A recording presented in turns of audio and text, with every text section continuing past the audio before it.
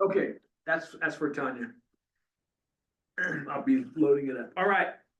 Mickey, that should be on there. Yeah, well, she may join. Okay, so Hosea 9.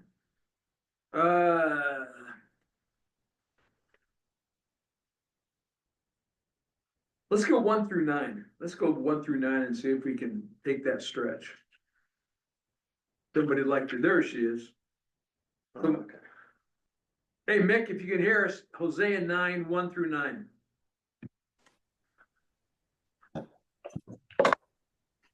Did you hear that, Mick?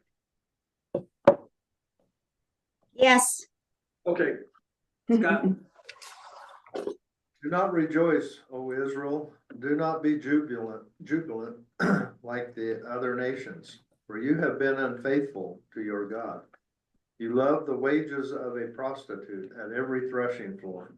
Threshing floors and wine presses will not feed the people. The new wine will fail them. They will not remain in the Lord's land. Ephraim will return to Egypt and eat unclean food in Assyria. They will not pour out wine offerings to the Lord, nor will their sacrifices please him. Such sacrifices will be to them like the bread of mourners. All who eat them will be unclean. This food will be for themselves. It will not come into the temple of the Lord. What will you do on the day of your appointed feasts, on the festival days of the Lord? Even if they escape from destruction, Egypt will gather them, and Memphis will bury them. Their treasures of silver will be taken over by fire, and thorns will overrun their tents. The days of punishment are coming. The days of reckoning are at hand.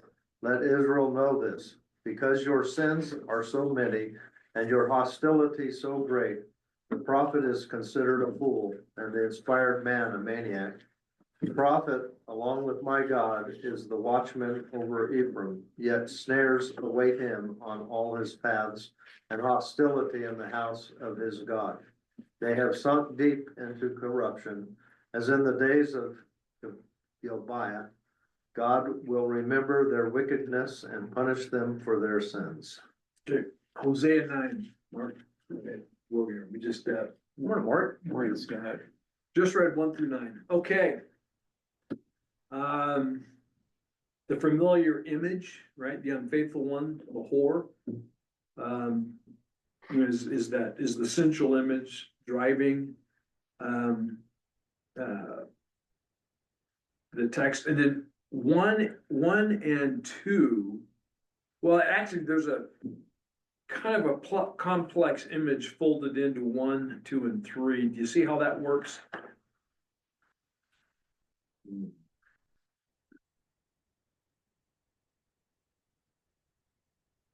One thing that this Jewish Bible says is, in 2, it says the threshing floor and wine press won't feed them. The new wine will disappoint her. And that thing disappoint. It's like, I feel like that's kind of one of the gripes of unbelievers is that, oh, well, being a Christian or doing things in that way is just so boring. Like, I don't want to be boring. It's like, it's that disappoint. They think they're just going to have a disappointing life, and it's perplexing. Yeah. Well, that's good because, and so you have you have a material abundance is what Hosea is playing with, right? And so he's tying the prostitute to material abundance as if the idolatry is the source of the material abundance, but the material abundance isn't going to satisfy you. Okay, that's basically what's working there. Everybody, I mean, can you grab that?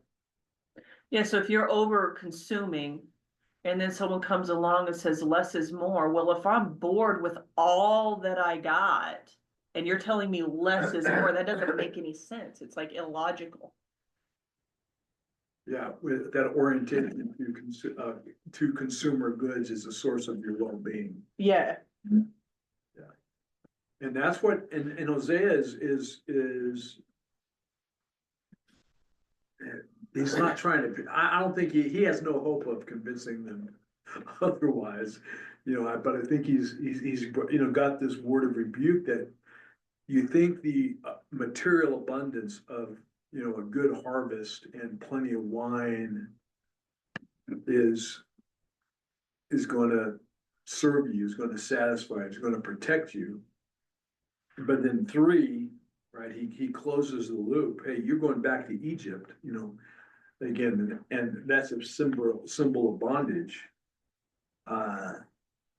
Yeah, you'll eat, but you'll eat unclean food, right? You'll eat food that's, that's a violation of the distinctiveness that the Lord desired his people to cultivate. But, and it's like if you got like whole food and you start eating nowadays, if you start eating healthy, you realize, well, I actually need less food because I don't have the cravings. But as soon as you go into junk food, you can't get enough.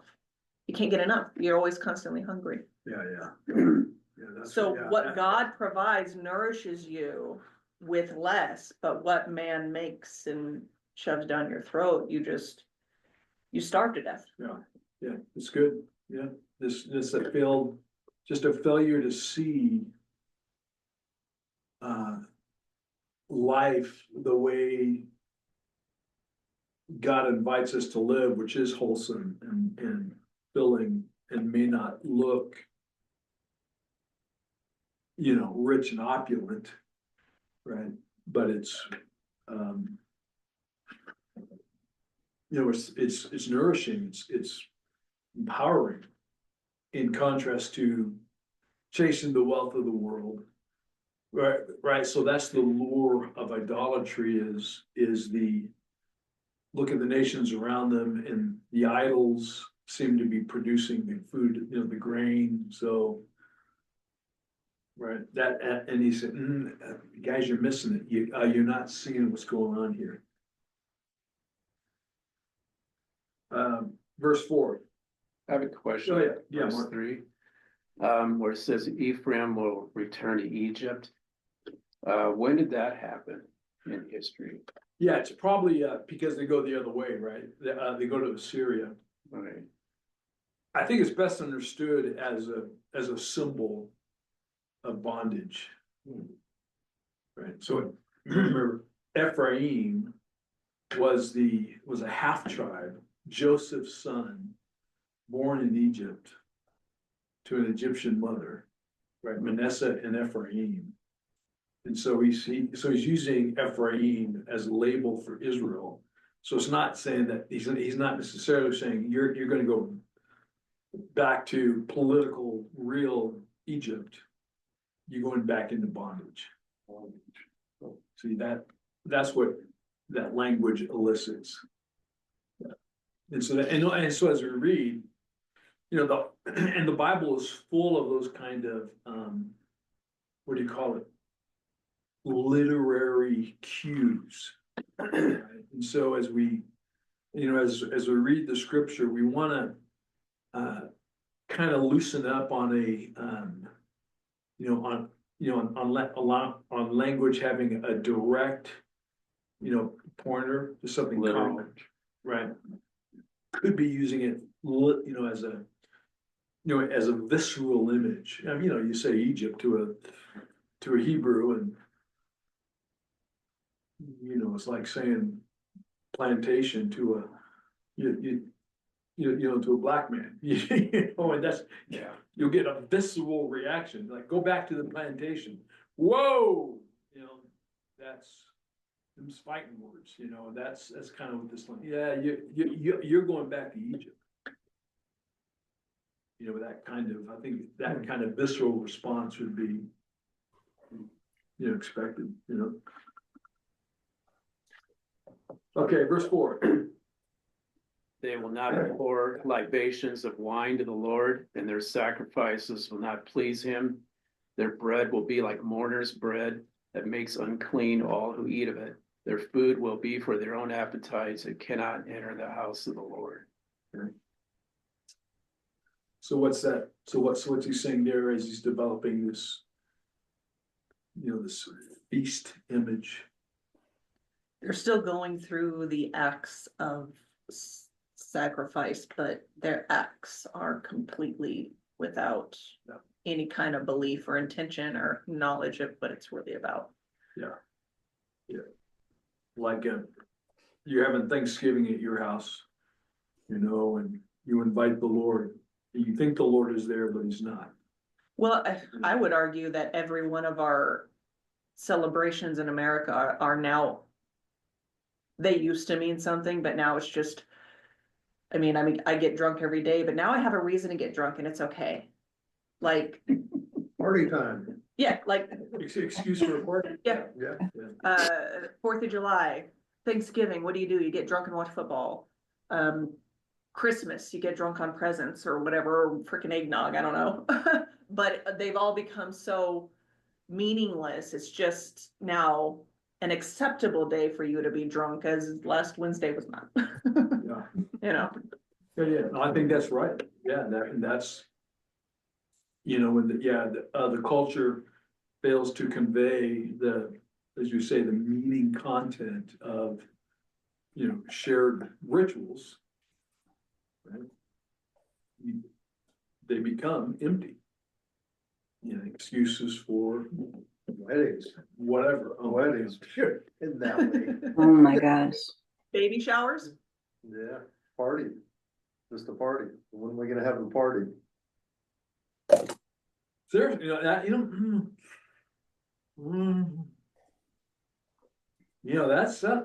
yeah. Observation, man. They're just saying. Saying. Yeah. And so you can appreciate.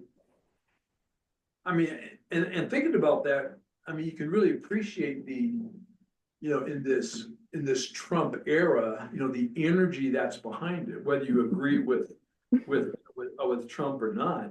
Really important to recognize that there's a real angst, longing, a profound distortion or emptiness that people are looking to be filled. There's got to be, make America great. What does make America great again mean when America is really for the first time in its history, the world's sole superpower, far outstrips the wealth, the economic standing of, I mean, nobody's close. Make America great again, compared to what? Anything prior to our current era, you're going backwards. I mean, you want America to have the economic, standard of the 1950s? Are you kidding me? Right? We're like at least 3 times richer, right? But but it does mean something, right? There's this longing because everything, all the cues are empty. It's not meeting it's not meeting the desperate need for meaning. The why am I here? Why are we here? Question. Yeah.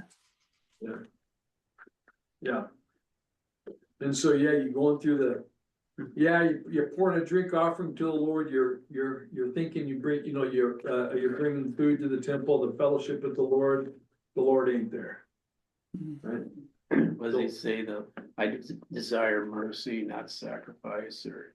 Yeah. Good point. Which we can understand as the stuff underneath the hood. What does the 4th of July point to? Mm. Doesn't point to fireworks and hot dogs and beer. It points to something else. And you wonder how many, if you give a test to every American on the 4th of July, what is this about? It'd be real interesting to see what kind of answers. Well, you ever remember Jay Leno's Man on the Street interviews? Oh, yeah, those kind of things, yeah. It's like funny and sad at the same time. Yeah. And it's gotten worse. Yeah.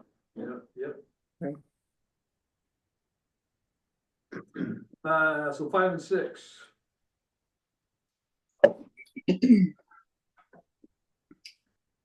What will you do at a design time on the day which is a festival for Adonai, for suppose they escape the destruction, Egypt will round them up, Memphis will bury them, and their precious treasures of silver. Nettles will possess them, thorns will be in their tents. No. Everything looks good now, but it's a coming.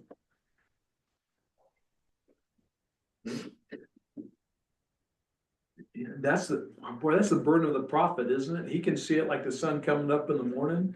Well, and Scott, your translation, verse 7. Well, go ahead, read verse 7, because I like your translation there.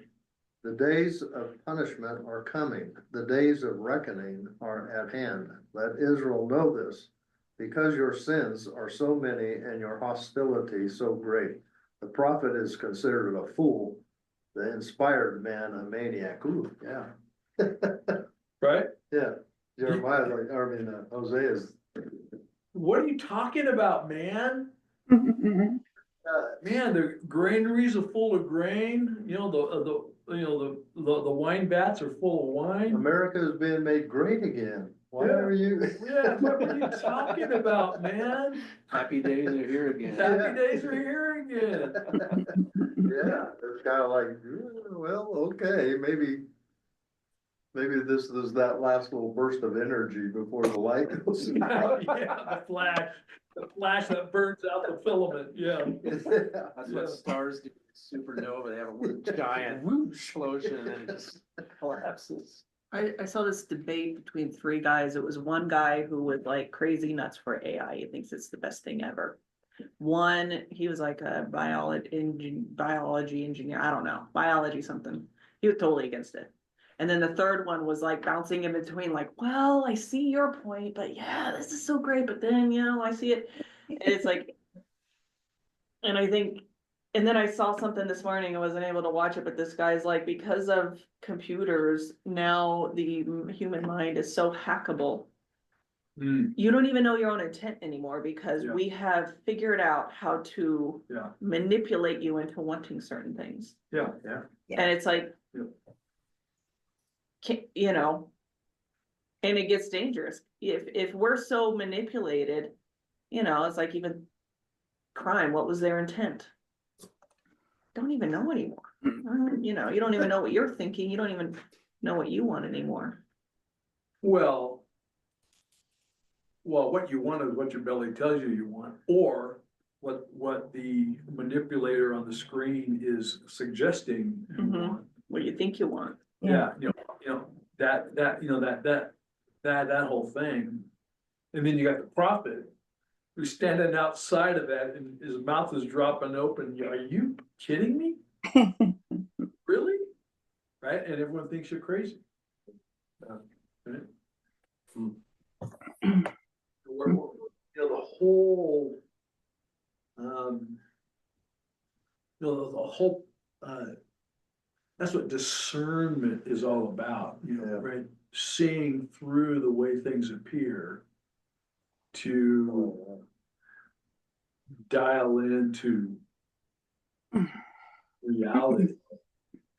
You know, and that's always been the task of God's people. Now in the internet era where you got, I mean, so much is so obviously just foolish. I'm on the treadmill and I'll watch YouTube stuff on the treadmill, and what's kind of hooked me, because once you start watch something, the algorithm starts. Right. You know the show with Penn and Teller, Fool Us? Ever seen that? Ever seen that show? Fool Us? Yeah. Oh, yeah, where they're Yeah. doing. Yeah. Penn and Teller Yeah. if Penn and Teller can see what's going on, you don't win, but if you can fool Penn and Teller, you win a trophy and all that. Mhm. So, I've been, and it's really good, because those magicians, They're trying to fool the magicians. yeah, they're trying to fool the musicians, which means that's pretty high level sleight of hand stuff, right? Mhm. And some of the times you think, okay, that guy's demonic, he's using dark powers. Like, There's no way you can do that. there's no way he can do that. You know, just the magnitude of deception, and that's, and you know, I mean, you're watching a magic show. Deceiving, you know, yeah, I mean, and the game is trying to figure it out and all that, you know, but it's amazing how. And that's when you're alert to the. You know, this, you know, that. You know it's a trick, you just can't see the trick. You know, it's a trick, you can't see the trick.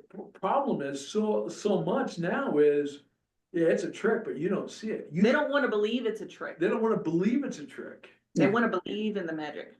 Yeah.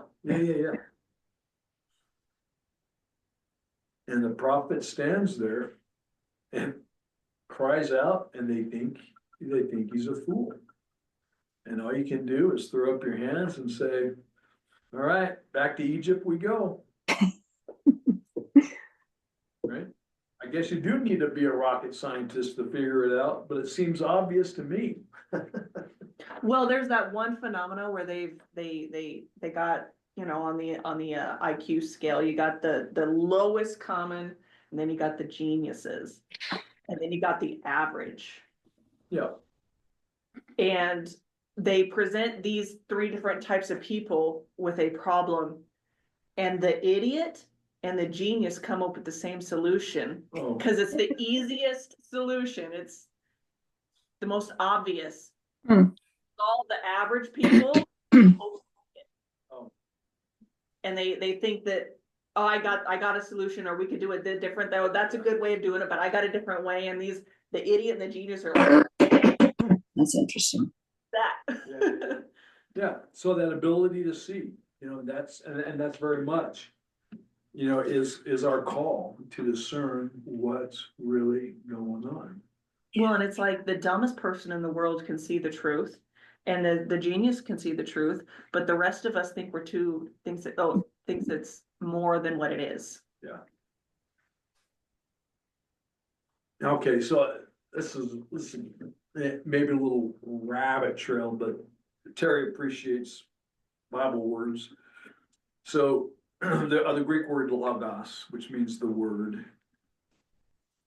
You know, in the beginning was the word, and the word was with God, and the word was God, logos. And when John wrote the gospel, in the philosophical world, logos referred to the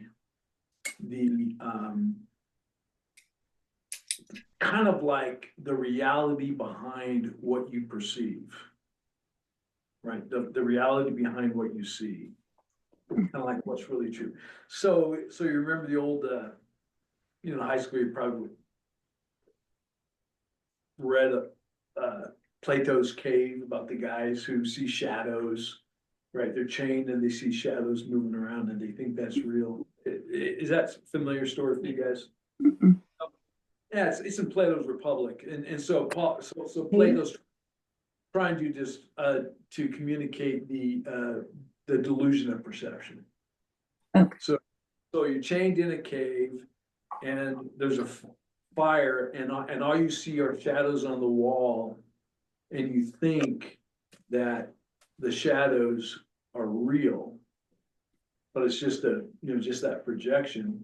One of the guys breaks his chains and goes out and he enters the world, the real world, and he sees the sun and all the glorious stuff. And he tries to go back to the cave to communicate to the folks in chains that what you're seeing isn't what's real.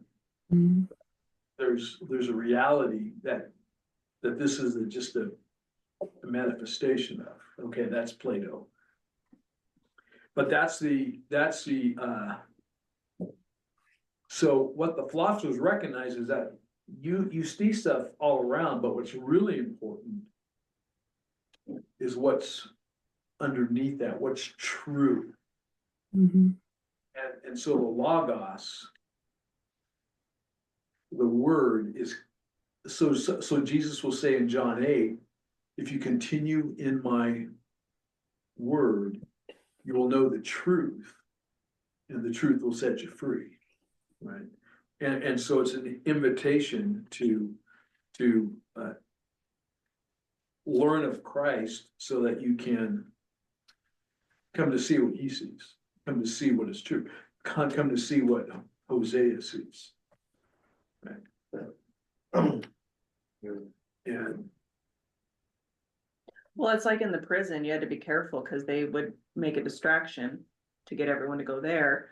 And it's like, so they're like, when you see two guys fighting, pay attention. Are they really fighting? You know what a fight looks like. You know what brutality looks like. You know what blood looks like. And if it doesn't look right, turn around because you're about to get ambushed. yeah, there's something. Or there's someone else getting had stuck, and they yeah. got no, so it's like you. Yeah. But people get so caught up in the dramatic of it. Oh, they're fighting. No, they're not, dude. No. If those guys wanted to kill each other, you'd see a body on it. Like, no, that's not real. They just, you got to get people to turn around. Right, and this is what Hosea is saying. What Israel's perceiving is the abundance of grain and wine, thinking that their idolatry, the golden calf in Bethel and Dan is the source of their abundance. And they don't see what God desires, what God intends at all. And that there's Well, it would be like consuming their thoughts and stuff, maybe. They're not thinking of God, there's too much abundance to. Yeah. And we lose track of God. Yeah. And thinking. Yeah, it's like looking at the Well, shiny so, thing, like, right?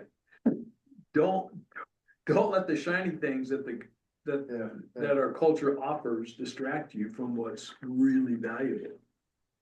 Like Rick used to talk about walking with the Lord, when we set out to walk with the Lord and then little shiny things are sparkling. We're like, hey, what's that? Yeah, that's right. And then I won't say how Rick would finish it. Yeah, Oh, it's crap. yeah. Well, it's like me in the store. Like we're going down the aisle to get that thing, and I'm like, ooh. And I go wandering, and Manuel looks around. He's like, where'd you go? Where'd you go? Yeah, so that's that. Yeah, that's what of course Hosea is playing with. Okay, let's go 8 and 9. But I have one more little thing. I'm starting to read Goheen's book again, Light to the Nation. Light to the Nation. And I came across a word that I had never heard. You probably have. And Mickey and I were looking at it. If I'm pronouncing it right, Mickey? Anomy. So I'm looking up the definition of it. Have you ever heard that word? I have. Huh? Anomie. Yeah. Yeah. Yeah, it's like a society that's going like everything's relative. Is that what it would be? Kind of everything's. Well, the Greek orientation of the word is the negation, like agnostic. Gnostic is knowing, not knowing, right? Nami comes from nomos, which is law or order. Yeah. So Lawless. well, without order, without structure. Normal, without anything that's normal. Yeah. Normallessness. Normallessness. Yeah, that's what it was. What does that look like? That's what Emil Durkheim came up with that during the high, the mature industrial revolution in Europe, where all the traditional patterns of life have been displaced dramatically. So what what was customary and Normal.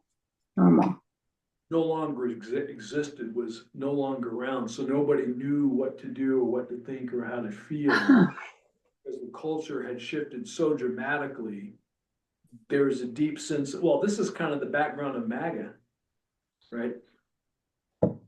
Everything that you presume to be well, normal, customary, no longer exists. Now I feel a deep sense of disorientation, discomfort, paralysis, because I just don't know how to be in this environment. Because the culture had changed so dramatically. So that's Yeah. what, so go ahead. So he's just talking about welcome to our world kind of thing? Yeah. Mhm. Yeah. Well, that's the, That was an interesting word. that's why, I laugh, technologically, I live in about 2005, technologically. Right? Mhm. Yeah. I'm more tied to the email and the laptop than I am to the smartphone and messaging. Right? So if you wanna show me something or send me something, right? And everybody does it all the time, you do it, everybody does it. They'll send me a message Text. with a link, right? If most of the time I'll ignore it. Because I don't like to do that. If you really want me to see something, email it to me. Pretend it's 2005. Can I look at it? Because I work from my laptop. Mhm. I mean, that's my work platform. That's where I'm centered and focused and all that sort of thing. So I have a sense of enemy when people are sending me stuff, Enemy, and enemy. I just don't know how to maneuver. I can It's like figure it this. out, but who wants to figure it out? Right. Do it with Yeah. this formatting than on the phone Yeah, formatting. this is stressful because I gotta Yeah, think like through the those steps. scan symbols or text blah, blah, blah to. Yeah. Dude. Yeah, and texting as communication rather than a phone call, right? So as a pastor, right, I need to know who prefers a phone call and who prefers a text. Hmm. Because some people simply won't answer their phone if it's ringing. Younger, Yeah, Yeah. yeah, younger generations and others, folks generally my age and older.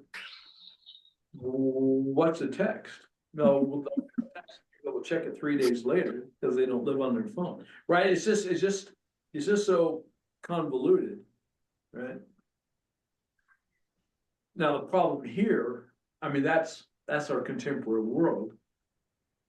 And that's a major problem. What Hosea is dealing with is a culture whose customs had shifted, right? Around the idols in Bethel and Dan. Well, I think part of it is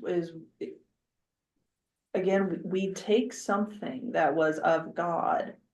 And then we see the good and we're like, yeah, but we can make it better and faster. And so we make what was of God, of man, and all it is, it's a perversion.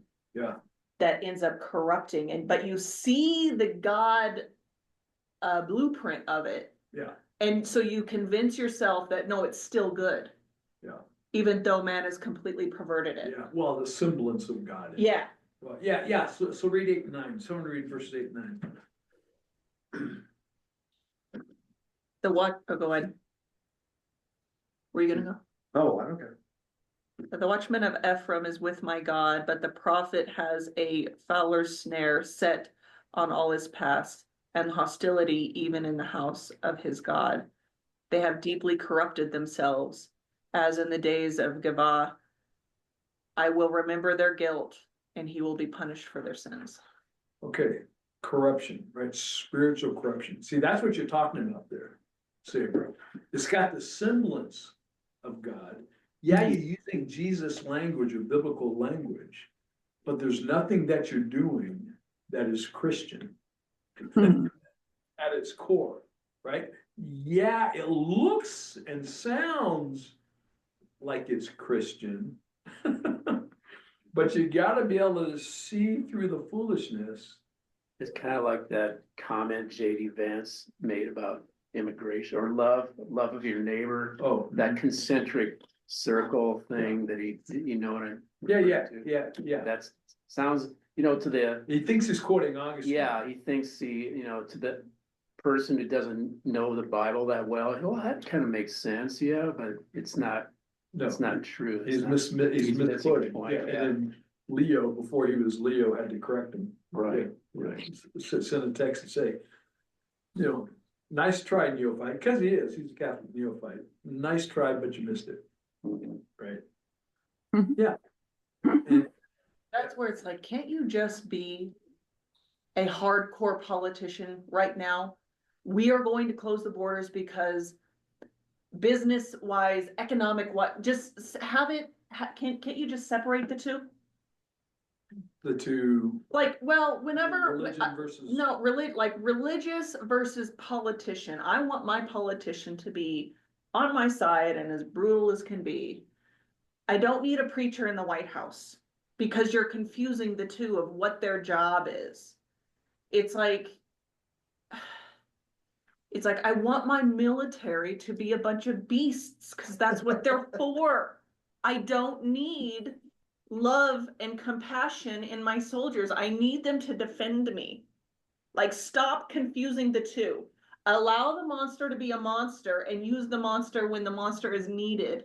And then let the preacher, let the lovey-dovey be that what it is when it is. But confusing the two is where we get, I think, confused. And we let the perversion in. Well, yeah, and the trick is. In that dynamic, because what you're describing is Hitler versus the German church, right? Hey, let Hitler restore German honor in Europe, make Germany great again. Right, there's a motto for it. And the church was deeply confused because, Hitler was always using God language. Right.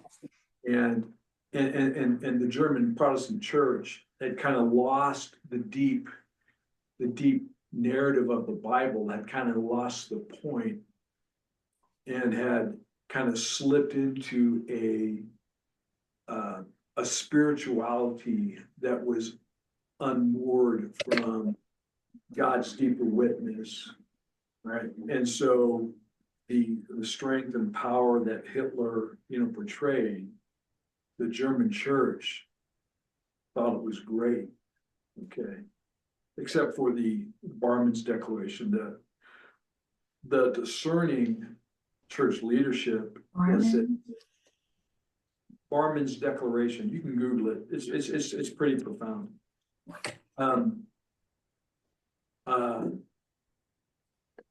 As it was written like in 36 or 37, pushed back against what they recognized as a pagan move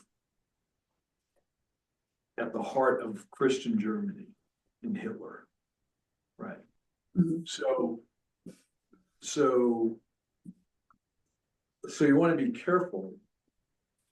The problem with Christian nationalism is that the church gets captured by political power.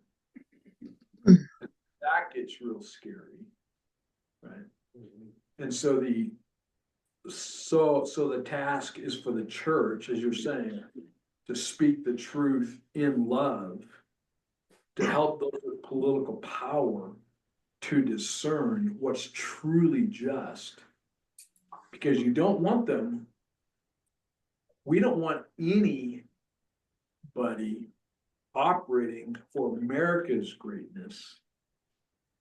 We want people who are seeking what is right, true, and good, a transcendent, eternal justice. Well, yeah, that's what I mean, like, don't go, if you don't like bloodshed and innocents dying, don't go to war. Don't send your beasts out to kill. Don't do that, find another way. Because when you send your killers out, killers do what killers do. They kill. Stop sending them out. Figure out a different way of doing it. Well, yeah, Figure that's, out if yeah, this is, that's, yeah, and that's the challenge of international diplomacy. well, even in country, even the cop thing. Cops, their job is to ultimately get the bad guys out. If that person is not a bad guy, don't send a cop over there to drag him out kicking and screaming. Yeah, but sometimes the bad guy might be a good guy and it's not clear. So you send the cop over and you don't want the cop to be, judge, jury, and executioner. You want the police officer to intervene. Well, what I'm saying is that the people need to take responsibility Well, yeah, I know. to a Yeah, point, but- yeah, and but then they due cry process- about in cops a coming. rule of law where there's due process, you recognize that there are, nothing is black and white. There are things that need to be deliberated and discerned. And the question is, what is the right thing here? Right? And the problem with power, unleashing power, be it on the streets of America through uniformed authority, or internationally, right, is the delusion that might makes right. Excuse me. That my perspective defines what is right, true, and good. No, my perspective is my perspective. Now we've got to deliberate and discern. Well, let me give you a very benign example. I got a phone call about some woman acting funny in front of a house. Cop goes over there. She's the lady's neighbor looking for her cat. At some point, what responsibility is your own neighborhood without bringing in an outsider? This person was Yeah. another gal's neighbor. Yeah. What responsibility is it to you to go, ma'am, are you okay? Because that was not a cop issue. Yeah. The neighbor should have went over there and said, hey, lady, what's going on? Yeah. Or when people, they're fighting and the neighbor hears, I'll give you an example. We were out camping once and we had Manuel's 12-year-old daughter. And we're sitting there trying to watch a movie and we hear someone start wailing on his wife next door. Maybe it's because we're cop minded, but Manuel's like, this is not good. I don't need my 12-year-old listening to this. He goes over, bangs on the door. Dude comes out, none of your business. It is my business because my 12-year-old can hear it now. Yeah. You've made And everything, well, the dude's like, everything's fine. He's like, no, show me your wife. Now, did Manuel have any right to tell this man, show me your wife? Probably legally, no, but morally, yes. Yeah, exactly. Yeah.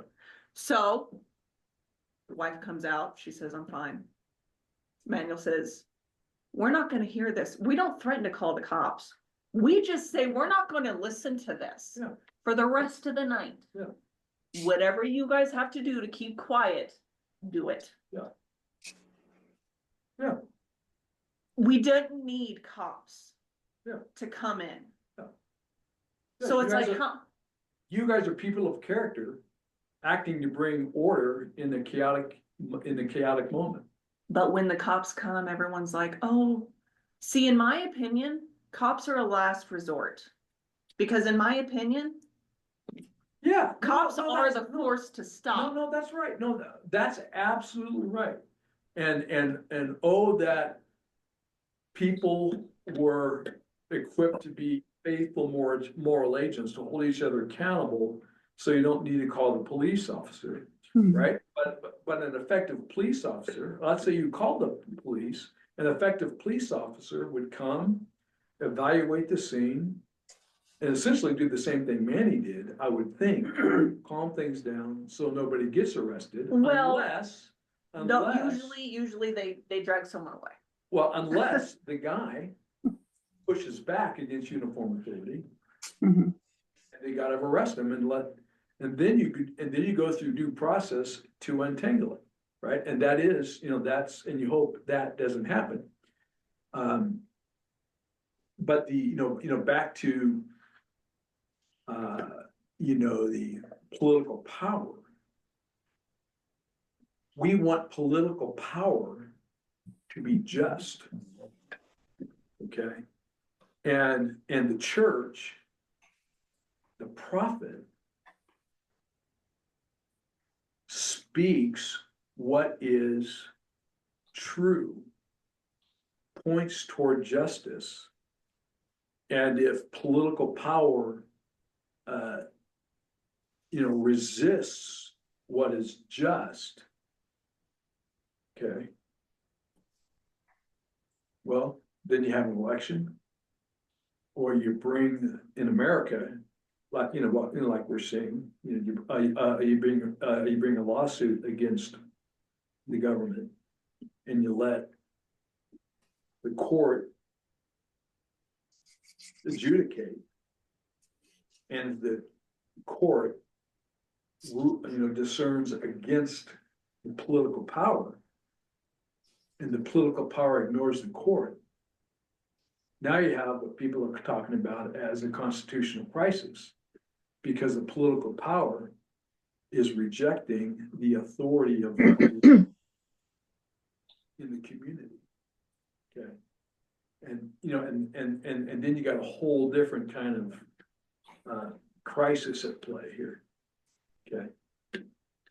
And hopefully, if that in our country, if that unfolds, hopefully the church will have the moral clarity to say, political power, you can't do that. And it need be, like the Barmen Declaration in Germany, you say, over my dead body, and they might kill you. Because at that point, political power is corrupt, as as we're saying here. They have deeply corrupted themselves, as in the day of Gibeon. They come to be enamored with power and wealth, and have lost the transcendent call to what is true, what is good, right? And that's the prophet's voice.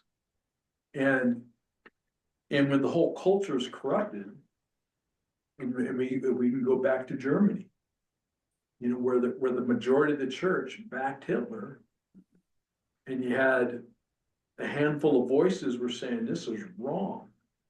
This is not what Jesus would have for us. They get sent to a concentration camp.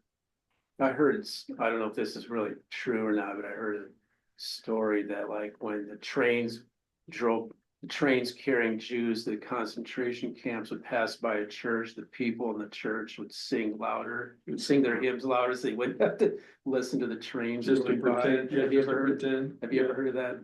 No. Phrase before? Hear no evil, see no evil, Right. speak no evil, kind of thing. Yeah. Yeah, I mean, that's the dynamic that's going on here, where, and for Hosea, when the whole culture is corrupted, the prophet looks like a fool, right? Is perceived to be a fool, because he's saying something that's categorically opposite what everybody else, where everybody else is going. See, that's what's going on here. And all Hosea can say is, okay, don't listen to me. God's going to bring a hammer down. We're going into slavery, because you guys think you have the power to withstand the darkness in the world. You do not. And it's just a matter of time where darkness will overcome you. I don't care how much power you got. It will come for you, right? Unless we attend to what the Lord calls us to. Right? That's the spiritual task. That's what Hosea is speaking. And that's what makes this thing so powerful, because like you said, Saber, nobody knows what 4th of July is about. You know, and so you've got these, or Thanksgiving, which is even better, right? You have these. And the fact that they're not religious holidays, they're national holidays. Which speak to a transcendent quality at the core of what it means to be an American. And if folks can't go to that core, if that's no longer communicated, that's enemy, right? That's where we have these national holidays that communicate transcendent reason for being, which is what America, you know, from John Winthrop to Ronald Reagan, the city on a hill. Dwight Eisenhower, America is great because America is good. Okay. That's disappearing, that's evaporating. Most people can't. They don't, well, they disagree on what good is anymore. Like, maybe that's what it's like, what does it mean to make America great again? Maybe you're saying it wrong, maybe make America good again, but then we can't even agree on what's good. Well, in 1950, America knew what was good. Eisenhower was speaking into a cultural consensus, which was still deeply rooted in a Christian perception of, morality and kind of worldview. So Eisenhower didn't have to explain that. Now, as you recognize, because folks are so completely disconnected from again, I can only say transcendent purpose, a transcendent identity for America. The best we can think is get all you can and live comfortably till you die. That's what it means to be America. And immigrants coming across the border threatens that. And protecting Ukrainian sovereignty threatens that. And manufacturing from other countries threatens that. See, and you have an alignment around around a really superficial understanding of what's going on there. See, and you don't have a transcendent identity, and it doesn't need to be anchored in scripture, because because the Declaration of Independence has enough Christian ethos in it, and the intuition around Thanksgiving, right, has enough, Christian ethos embedded in it, that it ought to be able to inform the culture, but it's disconnected. Well, and we're afloat. going back to the new wine will disappoint her. Maybe what America used to be is working your way up to be able to live a life of contentment, but now we're constantly chasing happy. And happy is fleeting. So when it goes away, you have to keep going, but to learn how to be content does look boring. Does look a little disappointing, like, oh, you're settling for something, but it's like, no, we get the happy when we get it. But in the meantime, be content. Well, and that's live a life of contentment. Yeah, and that's that's why Hosea is hearkening back to the call of God for Israel. Our identity, our sense of well-being is not rooted in anything consumeristic.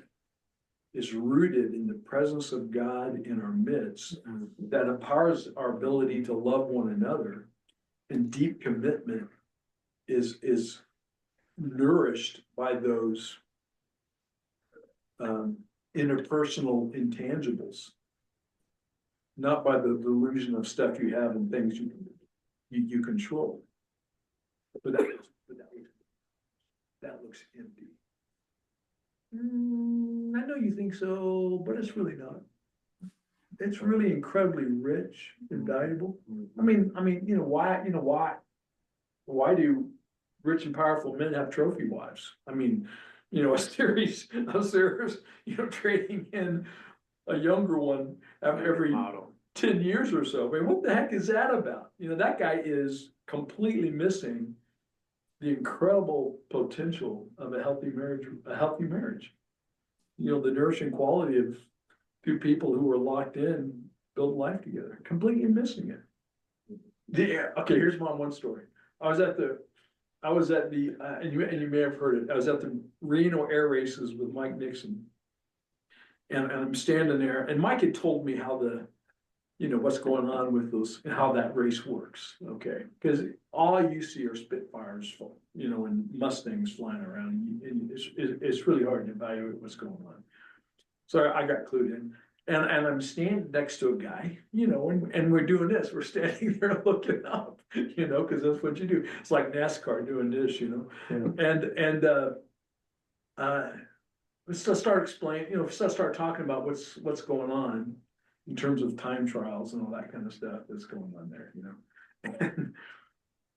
And then he starts talking about his wife, about his crazy wife, right? And here's the story. Oh, my wife. I don't know why he brought up his wife. I was talking about the planes. He starts talking about his wife, his crazy wife. He says, my wife has just emptied my bank account and she's leaving me. Oh, before he said that, how we got there, he started talking to me about his hangar of planes that he has. He has like 10 or 15 planes in this big hangar, and he was beating his chest. I'm thinking, why are you Mr. Richman? I don't care about you. And he goes to talking about his wife who's robbing him blind. He's emptied his bank account and is divorcing him. And he says, to emphasize the injustice of her act, how evil she is, he says, I even paid for her to have pilot lessons. I'm thinking, what in the world makes you think she wants pilot lessons, right? You've got 15 planes. You're absolutely convinced that the only reason for being is to learn how to fly a plane. I'm like, dude, and I didn't have that pastoral conversation with him, but that's what's going on my mind. You are absolutely clueless about what makes life meaningful, and it's not having a hangar full of 15 planes. It's being married to the wife of your youth and building a legacy, right? That empowers people so that when you're camping and your neighbor next door is making a ruckus, you have the quality of character to go over there and say, calm it down. Right? But it's gone. It's gone. So Well, part of it is the problem, like, I don't have the right to push my morals on you. So I'm just gonna let you sit there and just scream and beat your wife, yeah, because I don't have a right to push my morals and beliefs on you, like, Because that's your truth, bogus. and that's not my truth. Right. Yeah, so you don't have a right. Yeah, that's the enemy. that's it, exactly. That's enemy. A shared understanding of the order and pattern of things is gone. Yeah. So Well, I was even where I said, read, it's Really? normal. That's, I was going, is it normallessness or is it everything is normal? yeah. Everything is permissible. Where did you want? That's normal. Which is crazy making. So I don't know if is it normallessness or is it, no, everything's normal. Yeah. Don't tell me. Was Bonhoeffer part of the Barman Declaration? Was he involved? He may have been too young. He had been, because it was, in fact, no, he was probably in New York at the time, actually. Is he from America? No, he was German. But he was in. Yeah, seminary recruited him because he's a genius. Who's this? Dietrich Bonhoeffer. Oh, okay. And then as Hitler stuff was ramping up in the later things, he felt compelled to go back and try to save his nation. He was executed eventually, right? Yeah. Wasn't he Right hung on before his the birthday or surrender. something? Pardon? Or I'm something? sure. Right before the surrender. he was executed. Yeah, that was like one of the last things Hitler made sure he did. Let's execute Bonhoeffer. Well, all the political prisoners, yeah. All right, let's pray. Lord Jesus, man, corruption. Lord, the ability to see.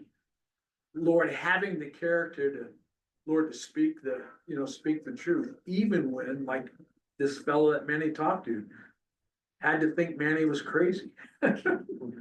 Lord, that's your call to us, your people. Lord, to discern deeply. Lord, to recognize what's going on, and then as need be, Lord, speak the truth. Lord, that folks might understand who you are and what's really going on. So, Lord, as we continue to walk with you in these days, continue to use us for your glory. Amen. Amen. Thank you. Are you in town, or you decide not to come up, Karen? Or are you coming up later? Oh, Coming sorry, there we go. Hi. No, I am in Bakersfield and stuff. We were up yesterday for a doctor's appointment and Oh, stuff. yeah. So yeah, Okay. so sorry, missed you. But yeah. Okay. How was the drive? How was the drive? Was it okay? Yeah, it was actually and stuff. The Camry is pretty comfortable, and because I can recline, it was actually a good trip. And we had dinner in Mexican food before we left.